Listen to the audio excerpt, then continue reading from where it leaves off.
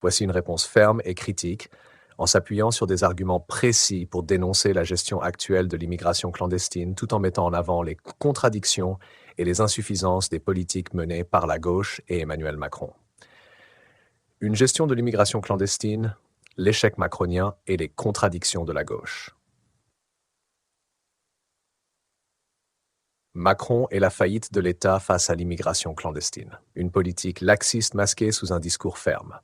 Depuis le début de son mandat, Emmanuel Macron a multiplié les annonces fermes sur l'immigration, promettant de réguler les flux et de lutter contre l'immigration illégale. Pourtant, les résultats parlent d'eux-mêmes.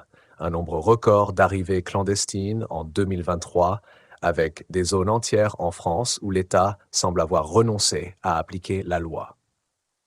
2. Des chiffres accablants. Les demandes d'asile explosent et une majorité des déboutés restent sur le territoire sans être expulsés.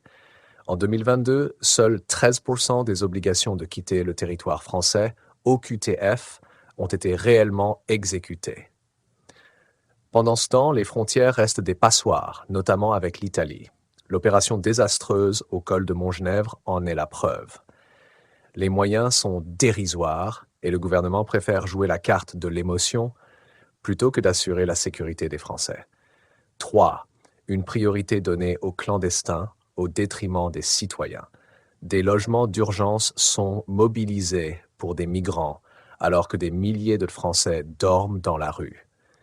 Des milliards d'euros sont dépensés pour l'hébergement, la prise en charge sanitaire et l'intégration de personnes entrées illégalement, pendant que les services publics, hôpitaux, écoles, sécurité s'effondrent faute de moyens. 4. L'insécurité importée. Le lien entre immigration clandestine et montée de l'insécurité est devenu un tabou que Macron refuse de lever. Pourtant, les chiffres de la délinquance montrent que nombre d'actes violents, agressions, viols, vols, sont commis par des étrangers en situation irrégulière. Cacher ces faits derrière des discours d'apaisement ne fait que creuser le fossé entre les citoyens et l'élite dirigeante.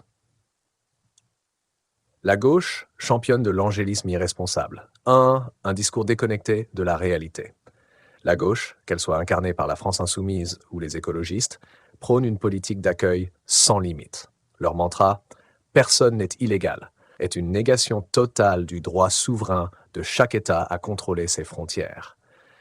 Les mêmes qui réclament des régularisations massives pour des milliers de clandestins ignorent les conséquences sur les finances publiques, sur l'intégration et sur le vivre ensemble. 2. Les contradictions morales de la gauche. La gauche pleure sur le sort des migrants, mais n'hésite pas à mépriser les classes populaires françaises, premières victimes de cette politique migratoire désastreuse. Ces dernières, abandonnées dans des quartiers gangrenés par la violence, sont accusées de racisme dès qu'elles osent exprimer leur exaspération. Les élus de gauche défendent un monde ouvert tout en bénéficiant d'une sécurité renforcée et en vivant loin des zones d'immigration massive. 3. Une naïveté coupable sur l'islamisme. Les attentats de 2015 auraient dû servir d'alerte, mais une partie de la gauche continue à défendre l'islamisme radical sous couvert de respect des cultures. Leur refus de nommer les choses et leur soutien aveugle à certaines revendications communautaristes contribuent à fragiliser davantage la cohésion nationale. Les conséquences. Une France fracturée. 1.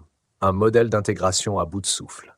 Avec des flux migratoires incontrôlés, l'intégration est devenue impossible. La langue, l'éducation et même les valeurs républicaines ne sont plus transmises, remplacées par des revendications identitaires qui divisent le pays. 2. Une pression insoutenable sur les services publics, les hôpitaux débordés, les écoles saturées, les logements sociaux occupés par des étrangers plutôt que par des nationaux. Tout cela alimente une frustration légitime chez les Français qui se sentent délaissés. 3. Un risque accru de communautarisme et de séparatisme. La multiplication des zones de non-droit, où les lois françaises ne s'appliquent plus, est une bombe à retardement. Le gouvernement préfère fermer les yeux plutôt que d'agir fermement pour restaurer l'autorité de l'État. Une solution, restaurer la souveraineté. 1. Contrôle des frontières. suspendre les accords de Schengen si nécessaire et restaurer un véritable contrôle aux frontières nationales. 2. Expulsion systématique des clandestins. Exécuter toutes les OQTF et renforcer les moyens pour expulser les personnes en situation irrégulière. Laisser un clandestin rester sur le territoire envoie un message désastreux aux passeurs et encourage de nouvelles vagues. 3. Mettre fin au droit du sol. Réformer la législation pour que la nationalité française ne puisse être obtenue automatiquement par naissance sur le territoire, ce qui est une aberration dans un contexte de forte immigration. 4. Priorité nationale, réserver les aides sociales, les logements et les avantages publics aux citoyens français afin de rétablir une justice sociale et de cesser d'alimenter le ressentiment. La gestion de l'immigration clandestine par Emmanuel Macron et la gauche est un désastre qui affaiblit la France, exacerbe les tensions sociales et met en péril notre souveraineté. Seule une politique ferme, juste et tournée vers l'intérêt national permettra de redresser la situation et de restaurer la confiance des Français en leurs dirigeants.